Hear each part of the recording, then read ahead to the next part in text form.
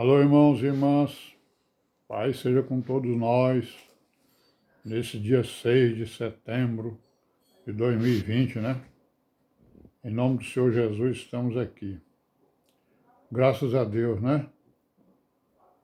Com a saúde, né, em dia, para lutarmos contra o mal, né? Contra as hostes espirituais da maldade, mas também e principalmente contra nós mesmos, né? Nossas concupiscências, vaidades, maus desejos, maus pensamentos, más palavras, né? Que são os bichos, né? Que estão dentro de nós, para nós matarmos, né? Pela palavra e pela vivência, né? Amém? Amém.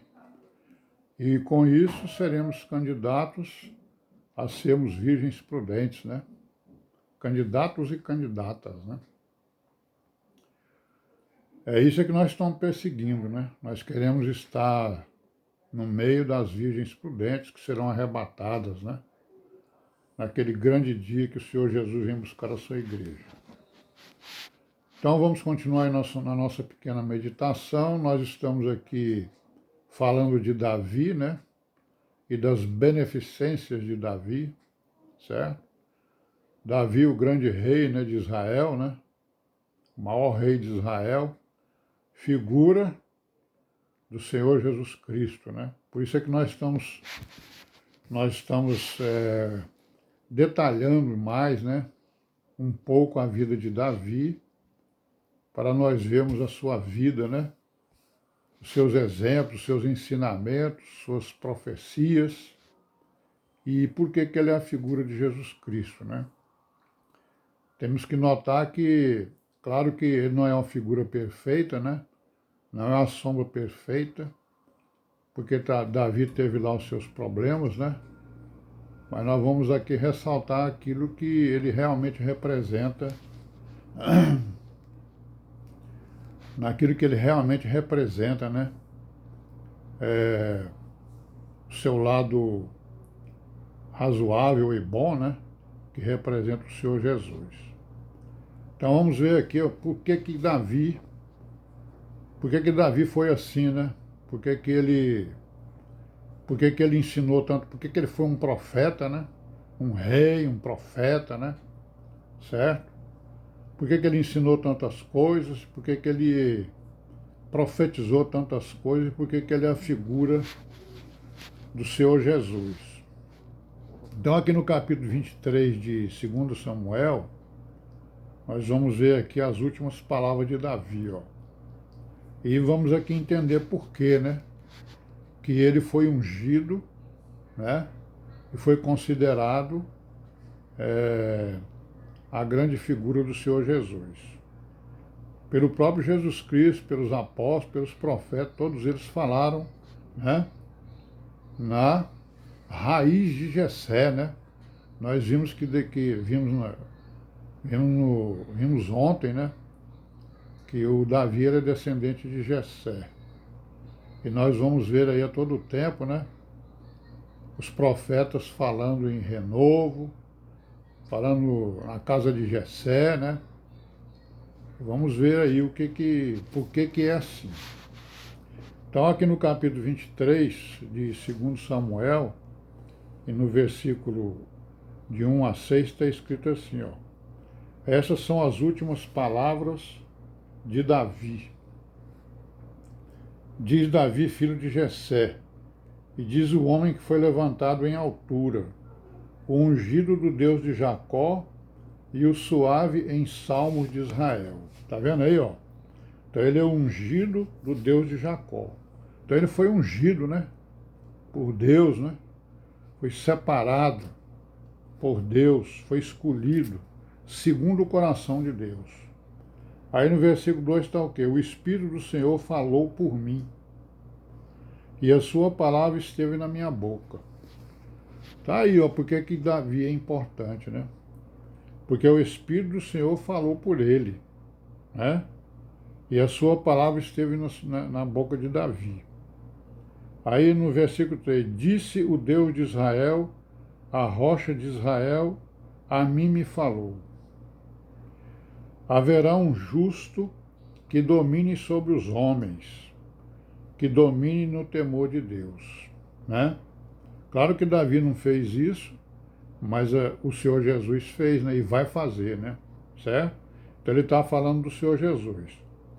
E será como a luz da manhã, ó, quando o sol da manhã, sem nuvens, quando pelo seu resplendor e pela chuva a erva brota da terra. Então ele não está falando de Davi, né? Ele está falando de Jesus, né? Não é isso? Mas como Davi é figura, Davi está falando com Davi, mas ele está falando do grande profeta, né? Do seu filho, Jesus Cristo, que deveria vir dali a algum tempo.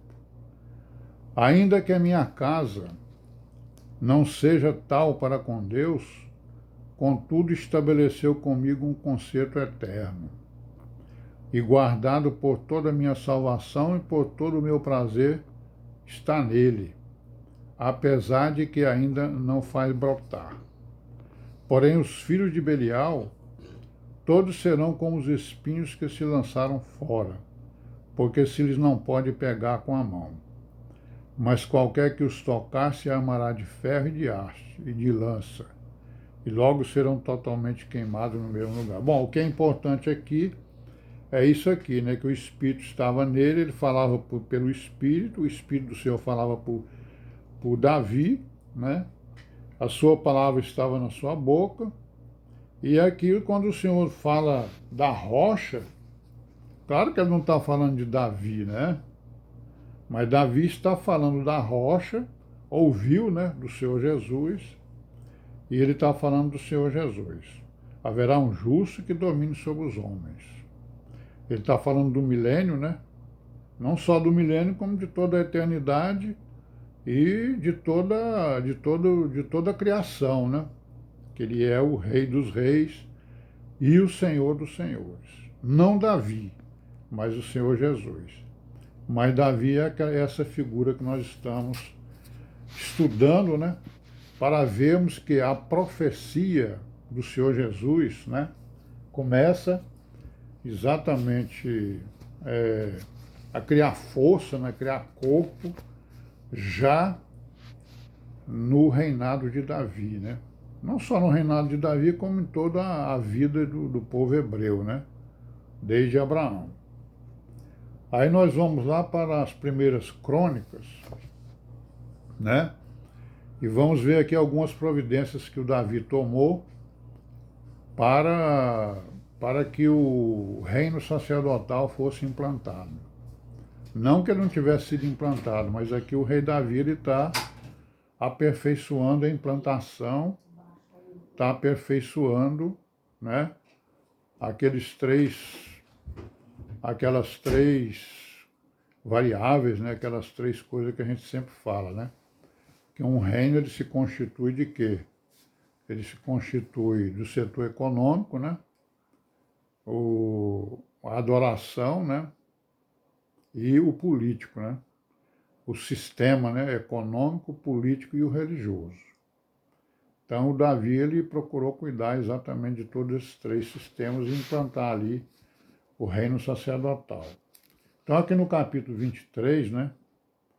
De Primeiras Crônicas, nós vamos ver aqui o que está escrito aqui, ó. Sendo, pois, Davi já velho e cheio de dias, fez a Salomão, seu filho, rei de Israel, e ajuntou todos os príncipes de Israel, como também os sacerdotes e os levitas, né? Foram contados os levitas de 30 anos, e daí para cima, e foi o número deles, segundo as suas cabeças, 38.000 homens. Destes já havia 24.000 para promoverem a obra da casa do Senhor, e 6.000 oficiais e juízes. 4.000 porteiros, 4.000 para louvarem o Senhor com os instrumentos que eu fiz para o louvar, disse Davi. E Davi os repartiu por turnos, segundo os filhos de Levi, Gerson, Coate e Merari. Então, irmão, estamos vendo aí, né, o Davi tomando as providências para implantar, né, a adoração, né? lá no templo. Então ele está aí, contou os levitas, separou eles segundo aí, né, os filhos de Levi, que é o Gerso, Coate e o Merari, certo? Já falou aqui, ó, que no versículo 6, Davi os repartiu, no versículo 5, 4.000 porteiros e 4.000 para louvarem o Senhor com os instrumentos. Ó, 4.000 para louvarem, né, ao Senhor com os instrumentos. E o Davi ainda diz, mas que eu fiz para o louvar, né? Que é o quê? Que era adoração ali no templo, né? Então nós vamos ver que o Davi está aí tomando as providências. A primeira providência que ele tomou foi separar os levitas, né, para os seus turnos e criar aí um grupo para a louvação, né, para os louvores, que era de 4.000 pessoas, mais ou menos, não é isso? Aí quando a gente vai aqui no capítulo 24, né, nós vamos ver aqui, né, pelo título do capítulo, que Davi divide os sacerdotes em 24 turnos. Né? No 25, ele vai falar das funções dos cantores e dos seus turnos. E nós vamos parar por aqui, porque amanhã a gente vai continuar, se Deus quiser, né? Nos aprofundando aqui para saber por que Davi é tão importante no reinado de Israel, é tão importante para Israel e também para a igreja, né? Porque Davi, com certeza, é uma virgem, né, prudente, que ele ouviu e executou as obras. Amém? Paz seja com todos e até amanhã, se Deus quiser.